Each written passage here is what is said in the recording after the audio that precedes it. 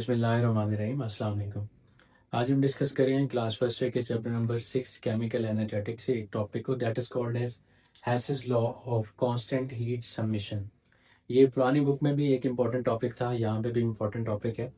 यहाँ पे इसका डाटा, इसकी एप्लीकेशन थोड़ी सी कम कर दी गई है, लेकिन इसकी इम्पोर्टेंस एज उसी की तरह ही है।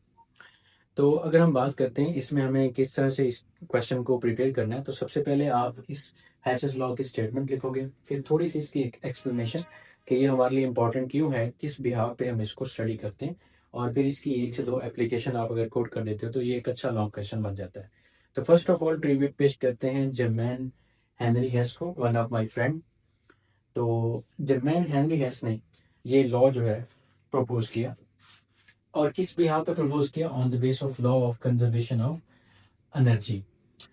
According to the law of conservation of energy हमें अच्छे से पता है energy can neither be created nor be destroyed. Energy को आप बना नहीं सकते, ना आप तबाह कर सकते हो, बस आप क्या कर सकते हो, एक फॉर्म से दूसरी फॉर्म में ट्रांसफर कर सकते हो। तो उसी चीज को फॉलो करते हुए जर्मैन हेनरी हेस ने अपना एक लॉ पेश किया जिसे हम हैसेस law of constant heat submission के नाम से जानते हैं। इनका ये कहना है, जो कि अगर मैं इस एक सिंपल से स्केच में इसको एक्सप्लेन करना चाहूँ, फिर हम इस स्टेटमेंट की तरफ भी जाएंगे। वो सिंपल सा स्केच ये है कि अगर आप एक रिएक्शन करवा रहे हो और उसमें जो आपको नजर आया है ए इज द रिएक्टेंट, इसकी हम बात करें, ये हमारा रिएक्टेंट है, ठीक है। और हम इसको कन्वर्ट करना चाह रहे हैं डी प्रोडक्ट के अंदर, दिस डी इज प्रोडक्ट। हम ए से डी में जाना चाह रहे हैं और डायरेक्टली हमने ए से डी में कन्वर्जन की, तो उस दौरान जो इंथैल्पी का चेंज है that is called as delta H. Change in enthalpy से हम इसको चेंज इन इंथैल्पी के लिए इस्तेमाल करते हैं। वो कहते हैं कि ये डायरेक्ट चेंज जो आया है, इस दौरान जो इंथैल्पी का चेंज आया, ये बराबर होना चाहिए या बराबर होता है किसके इक्वल?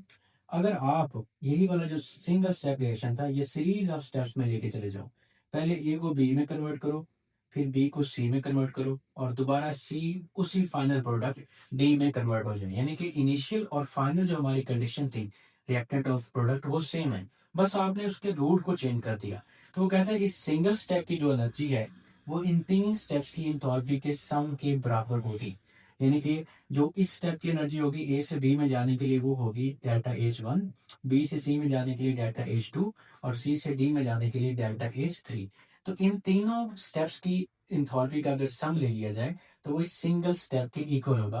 कहने का मतलब ये है कि जो सिंगल स्टेप में इंथैल्पी थी वही इन तीन स्टेप्स में भी रहेगी और प्रोडक्ट भी हमें सिमिलर मिल जाएगा। इस स्टेटमेंट को, इस ओवरऑल चेन को हम लोग नाम क्या देते हैं? That is known as the Hess's law of constant heat summation. और according to Hess's law of constant heat summation आप इस साइकिल का जो इंथैल्पी चेंज है कुछ इस तरह से लिख सकते हो कि डेल्टा एच जो सिंगल स्टेप की इंथैल्पी चेंज है वो बराबर होना चाहिए delta H one, delta H two and delta H three, इन दो तीनों के सम के। It should be equal to delta H one plus delta H two plus delta H three. तो अगर ये चीज फॉलो होती है तो that is according to the statement of Hess's law of constant heat submission. अब इसकी स्टेटमेंट की तरफ आते हैं। स्टेटमेंट क्या है? स्टेटमेंट है कि the total enthalpy change in a chemical reaction is independent of the route by which reaction takes place as long as the initial and the final conditions remains the same।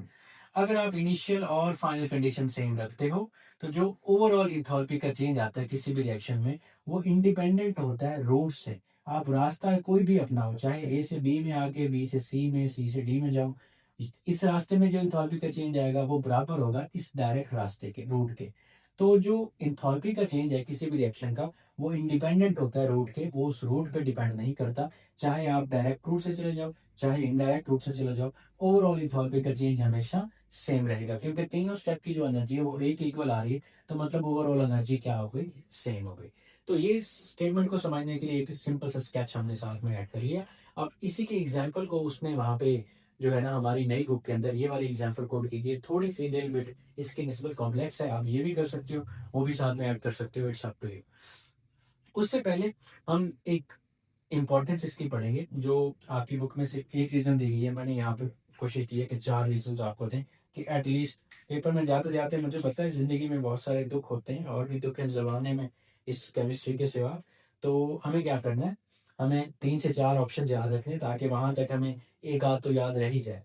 तो सबसे पहली बात importance क्या है कि हम हेसिस law को पढ़ते क्यों हैं?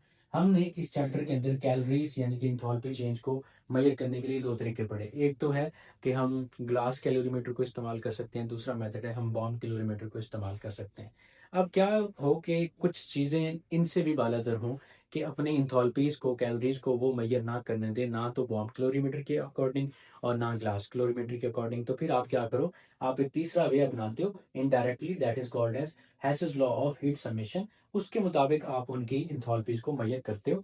और वो हीट एग्जांपल्स कौन सी हैं? वो हैं जी, सबसे पहली कार्बन टेट्राक्लोराइड है। अगर आप 10th क्लास आपने अभी फ्रेश कुछ महीनों पहले की है, तो आपको याद होगा आपने एल्कीन फैमिली में एक रिएक्शन पढ़ा था जिसमें आप मूव करते हो CH4 से और एंड प्रोडक्ट आपको मिलता है CCl4। इस रिएक्शन का नाम था हेलोजिनेशन। एक बड़ा इंपॉर्टेंट लॉन्ग क्वेश्चन आपने पढ़ा। एक एक हाइड्रोजन निकालते गए थे आप और एक एक Cl ऐड करते गए और ये CCl4 बना। एक 4 स्टेप्स पे कंसिस्ट ये एक रिएक्शन था। तो CCl4 का बनना डायरेक्ट नहीं था कि CH4 का डायरेक्ट रिएक्शन करवाएं क्लोरीन से और आपको CCl4 मिल जाए, ऐसा नहीं हुआ था। तो जब CCl4 डायरेक्ट मेथड से बनती नहीं है, तो जब हम इसको डिसोसिएट करेंगे, तोड़ेंगे इसके बॉन्ड को, तो ये डायरेक्ट टूटेगी भी नहीं, सीरीज ऑफ स्टेप्स में ये टूटेगी। तो इसकी जो इंथैल्पी है वो भी हम डायरेक्ट वे में फाइंड नहीं कर सकते। तो इसलिए इसकी इंथैल्पी हम डायरेक्टली मेजर नहीं कर सकते। इसके लिए भी हमें हैसेस लॉ को पढ़ना पड़ता है CCl4 की इंथैल्पी को मेजर करने के लिए। फिर आपके पास दो तरह के ऑक्साइड हैं, एक है B2O3 और दूसरा है यहाँ पे aluminium oxide Al2O3। B2O3 boron oxide को कहते हैं और Al2O3 एल्यूमिनियम ऑक्साइड या एल्यूमिना को कहा जाता है। इन दोनों की भी एंथैल्पी ऑफ कंबस्शन आप डायरेक्टली मेजर नहीं कर सकते, क्योंकि जब इनको हम बर्न करने की कोशिश करते हैं इनके ऊपर ऑक्साइड की एक लेयर बन जाती है, प्रोटेक्टिव लेयर, जो इनको प्रोटेक्ट करती है कंबस्शन से। इसलिए जब तक ये कंप्लीटली बर्न नहीं होंगे बॉम्ब कैलोरीमीटर के अंदर, तो हम इनका एंथैल्पी ऑफ कंबस्शन की वैल्यू कैलकुलेट नहीं कर सकते। इसलिए हमें इन दोनों के लिए भी ज़रूरत थी कि कोई एक ऐसा लॉ हो, कोई एक ऐसा वे आउट हो जो कि इनडायरेक्ट वे में इनकी एंथैल्पी हमें बता दे। इसलिए भी हम इसको इस्तेमाल करते हैं। इसके अलावा कार्बन मोनोऑक्साइड, आपको पता है जब कार्बन का रिएक्शन करवाया जाता है ऑक्सीजन के साथ, ये जैसे रिएक्शन है, कार्बन को बर्न करें ऑक्सीजन की मौजूदगी में, तो हमें तो कार्बन डाइऑक्साइड ही मिलती है। लेकिन वहाँ पे ना एक इंटरमीडिएट स्टेप होता है कि कार्बन ऑक्सीजन के साथ मिलकर पहले कार्बन मोनोऑक्साइड बना रही होती है, तो उसके बाद वो कार्बन मोनोऑक्साइड ऑक्सीजन के साथ मिलकर कार्बन डाइऑक्साइड बनाती है। अब ये इंटरमीडिएट स्टेप जो है सीरीज ऑफ स्टेप्स में स्टडी करें तो पता चलता है, डायरेक्ट पता ही नहीं चलता। तो इसकी जो एंथैल्पी ऑफ फॉर्मेशन है कार्बन मोनोऑक्साइड की, वो भी डायरेक्ट वे में हम बॉम्ब किलोमीटर ग्लास किलोमीटर से फाइंड नहीं कर सकते थे। इस वजह से हम हैसेस लॉ को पढ़ते हैं। तो ये 3-4 में से कोशिश करें कि एक आध आपको पेपर्स तक याद रह जाए, तो वहाँ पे आपने कोट करनी है ये एग्जाम्पल की, ये इंपॉर्टेंस है, ये रीज़न है, ये कॉज है कि हम हैसेस लॉ को क्यों स्टडी करते हैं। ये चीज़ें करने के बाद अब चलते हैं एक बड़ी अच्छी एग्जाम्पल की तरफ जो न्यू सिलेबस में आप लोग के लिए कोड की गई है स्पेशली, कि आपको ये अच्छे से कंफ्यूज करे और आप लोग की समझ में ना आए। लेकिन हम कोशिश करते हैं कि आपके समझ में आ जाए। आपको 2 रिएक्टेंट दिए गए हैं, बल्कि एक ही रिएक्टेंट है, दैट इज ए। ये हमारा बच्चों रिएक्टेंट है, स्टार्टिंग इससे फोकस करना है आपने। ए को कन्वर्ट किया जा रहा है बी के अंदर, B is the product, final product. ये इनिशियल रिएक्टेंट और ये फाइनल प्रोडक्ट। इस इनिशियल और फाइनल का वर्ड मैं इसलिए यूज कर रहा हूँ ताकि ये आप स्टेटमेंट से इनको जरा रिलेट कर सको। तो इनिशियली हमारे पास ए रिएक्टेंट है, उसको हमने बी में कन्वर्ट किया। तो इसके लिए हमें जो इंथैल्पी इस रिएक्शन के लिए मिली या देनी पड़े, that is called as enthalpy of reaction. Direct route से आपको ये मिली enthalpy of reaction, delta H R से हमने इसको रिप्रेजेंट कर दिया। अब दूसरा वे ये है, क्योंकि हैसेस लॉ कहता है कि अगर यही चेंज जो एक स्टेप में हुआ है आप किसी और स्टेप्स में लेके जाओ, तो जो एनर्जी चेंज होगा वो इंडिपेंडेंट होगा पाथ के।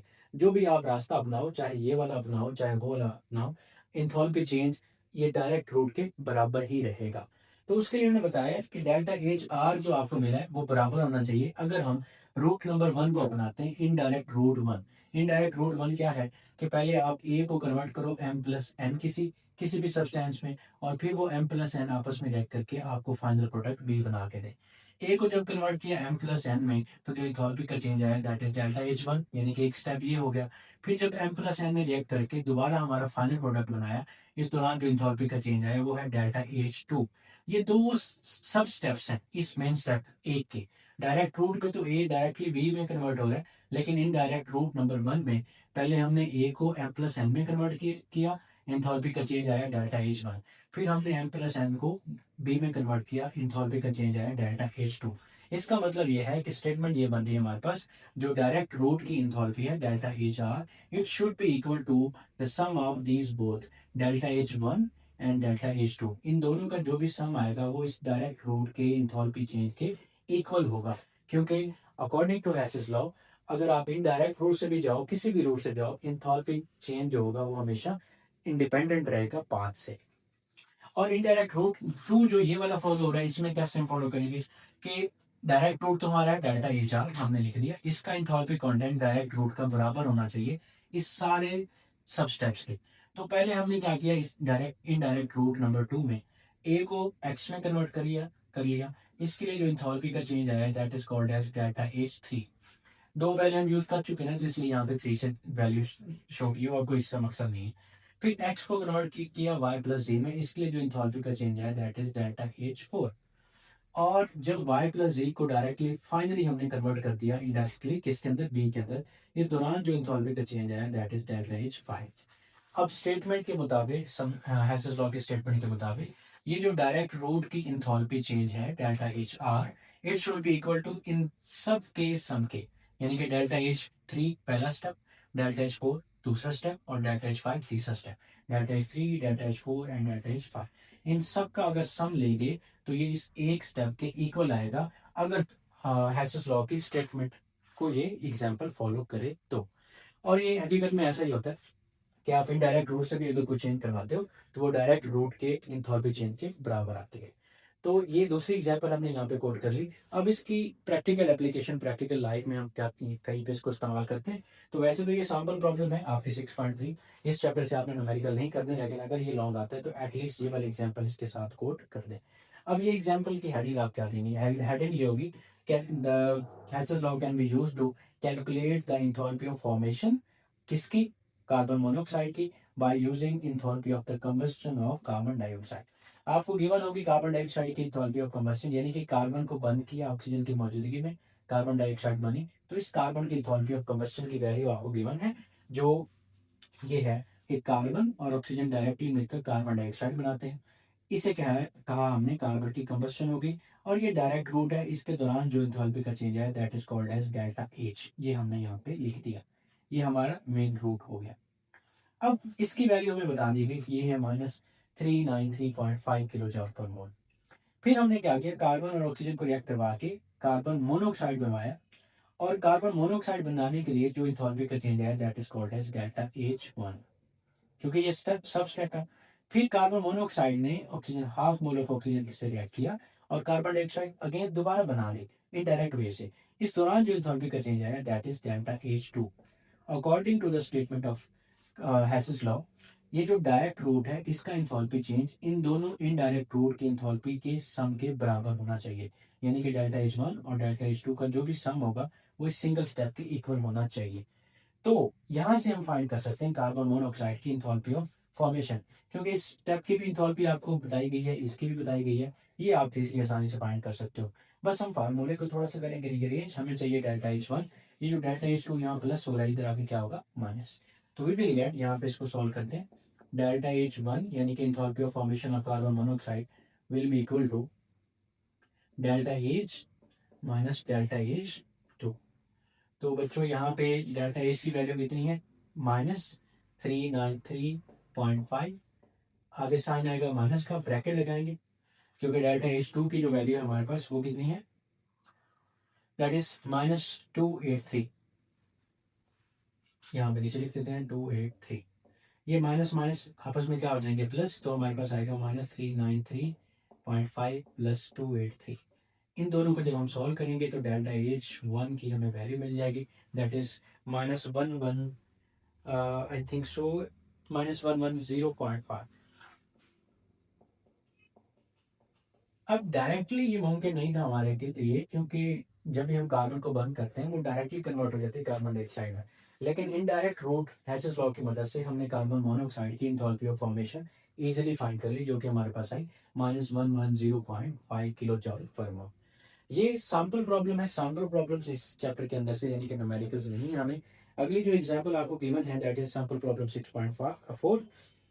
अगर आप ये करना चाहो तो ये भी बहुत इजी है, इसको साथ में कोड कर लो। लेकिन अगर लॉन्ग आता है तो यहाँ तक लिखना आप लोगों के लिए इनफ होगा। आप लोगों की मर्जी, अगर आप करना चाहो थोड़ा डाटा बढ़ाना दो चाहो तो बेस्ट है, आप 6.4 को उसके साथ कोड कर सकते हो। But it is more than enough, अगर आपको 4 मार्क्स मिलने हैं तो यहाँ तक इजिली मिल सकते हैं। ये अकेला शॉर्ट क्वेश्चन के तौर पे आपसे पूछा जा सकता है कि आप कैसे enthalpy of formation of carbon monoxide calculate करते हो by using enthalpy of combustion of the carbon dioxide. और जो इसकी दूसरी मेन एप्लीकेशन है वो है बॉर्न हैबर साइकिल, वो अलहदा से लॉन्ग क्वेश्चन के तौर पे आता है। तो इंशाल्लाह उसको हम एक नेक्स्ट वीडियो में कवर करते हैं। तो तब तक के लिए इजाज़त दें। टेक केयर, अल्लाह हाफिज़।